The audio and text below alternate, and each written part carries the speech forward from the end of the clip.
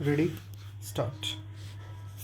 अध्यक्ष महोदय, जिस भावना से मैंने यह बिल पेश किया है उसका विरोधी पक्ष के लगभग सभी सदस्यों ने एक मत से महसूस किया है कि देश में बेकारी की जो समस्या है वह एक भयंकर समस्या है और उसके कारण हमारे देश का विकास, चाहे वह सामाजिक हो, आर्थिक हो या सांस्कृतिक, रुका हुआ है और ऐसी स्थिति में हम आगे बढ़ नहीं सकते हैं।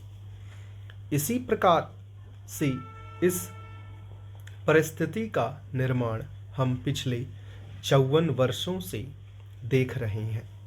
मंत्री महोदय ने यहाँ पर अभी कहा कि राष्ट्रपति इस काम को नहीं कर सकते हैं क्योंकि वह उनके अधिकार के बाहर है। आप राज्यों में राज्यपाल शासन स्थापित करते हैं जब यह देखते हैं कि किसी राज्य में वहाँ की व्यवस्था, वहाँ का विकास ठीक नहीं हो रहा है।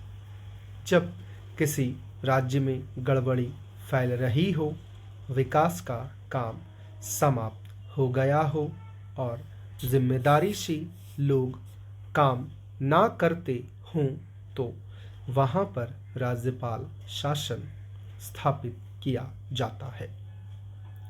ऐसे बहुत से उदाहरण हमारे देश में मौजूद हैं।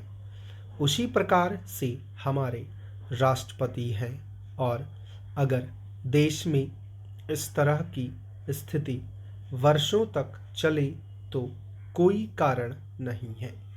आपात के रूप में राष्ट्रपति इस देश की सुरक्षा के लिए, इस देश की उन्नति के लिए जिम्मेदारी अपने हाथ में ना ले सके। हमारे भाइयों ने बहुत से उदाहरण दिए हैं कि राज्यों में संयुक्त सरकारें नहीं चली, लेकिन उसके पीछे राजनीतिक हथकंडे थे। अगर कोई राजनीतिक पार्टी जिम्मेदारी से काम नहीं करती तो विधान में यह स्पष्ट है कि राष्ट्रपति शासन अपने हाथ में ले। मैं एक उदाहरण देता हूँ कि संविधान में आदिवासी हरिजनों के उत्थान के लिए प्रण किया गया था कि 10 वर्ष में उनकी सामाजिक तथा आर्थिक स्थिति को सुधार देंगे, लेकिन यह सरकार उसमें भी असफल रही। उसको एक बार 10 वर्ष के लिए बढ़ाया गया और दोबारा फिर 10 वर्ष के लिए बढ़ाया गया। इसी तरह से उसको बढ़ाते जा रहे हैं, लेकिन उनकी आर्थिक और सामाजिक उन्नति आप नहीं कर पाए हैं। इस काम में सरकार बिल्कुल असफल हुई है।